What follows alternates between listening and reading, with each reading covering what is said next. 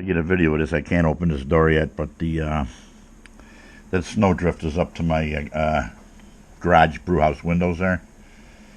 You can't even see it. The door's blocked. We're gonna have to dig that out once I get some people over here. I got a 6-foot drift in front of the other garage door. My neighbor back there, he's approaching 8-foot drift. It's coming over the fence.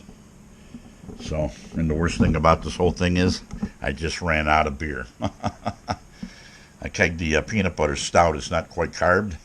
I got to go clean the beer lines now and clean the other keg.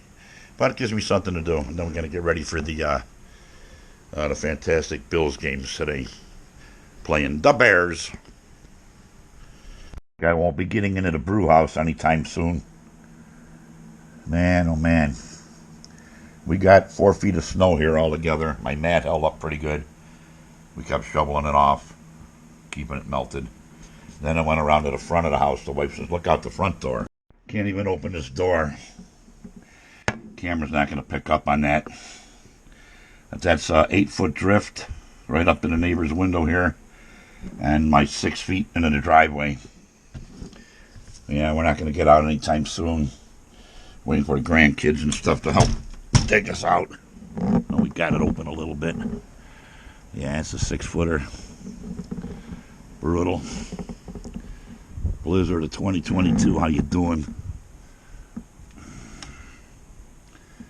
Oh boy, oh boy.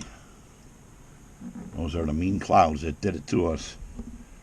Some others are still getting nailed, but wow. It's in the back here. I don't know if that's picking up anything. Right, a brew house. She is cold.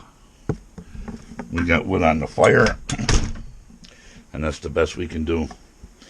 Can't even get our garbage out right now. Here's a look out the front window here. Snow's all the way up to the window. That's a good 4 or 5 feet here. Yeah, I'm gonna get out working some more.